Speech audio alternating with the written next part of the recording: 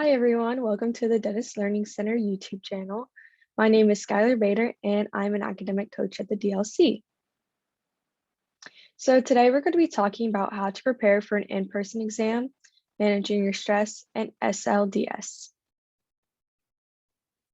So kind of going through today, in this video, we're going to be talking about Rachel here. Rachel has an exam in a week and she needs help preparing. So we're going to kind of talk about her situation and the things she can do to prepare.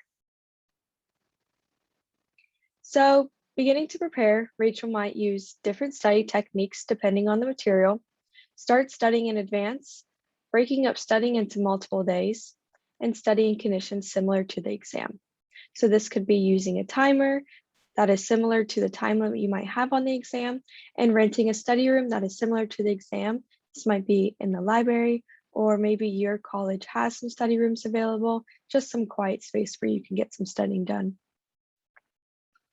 So before packing for an in-person exam, Rachel might pack a pencil, paper, her book ID, and a calculator if she needs it.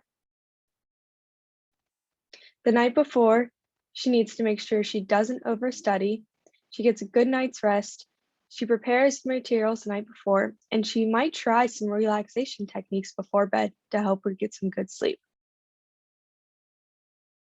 So the 30 minutes before the exam, Rachel's going to make sure she gets there super early so that she can have time to prepare and not be stressed.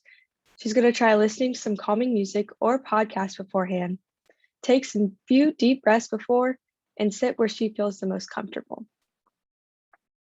She's also going to make sure she cuts out all negative self-talk before this exam. She's not going to think that if she fails this test, she's going to drop out of college, or if she doesn't get 100% on this exam, she's going to fail in the class. She's going to tell herself that she's going to do her best and that she knows she worked hard. So here are some examples of some testing locations at OSU. So these might be some locations that if you have some in-person exams you might be in. I know after a year of virtual, it might be hard to go back to in-person since a lot of us didn't have these in-person locations. So we have Cotman Hall, Hitchcock Hall, and Independence Hall. So next we're going to be talking about student life and disability services. So students with disabilities that impact their test-taking ability can be approved for exam accommodations. So exam accommodations may include, but are not limited to the following: distraction-reduced space, extended time, raised tables, accessible formats, Word docs, large print, computer Microsoft Word for essay exams, and a reader or a scribe. So when talking about disabilities, that SLDS, the Service Learning Disability Center, can be broad. So it can include anxiety, depression, concussion, ADHD, or injuries. So as you can see here, a student with ADHD can get treated by SLDS, or someone with something like a broken arm or concussion can also get help through the SLDS. So next we're going to talk about some do's and don'ts of studying. So if you're Rachel, you're not going to want to nonstop study until your exam. You do want to break it up into intervals over multiple days to achieve maximum retention.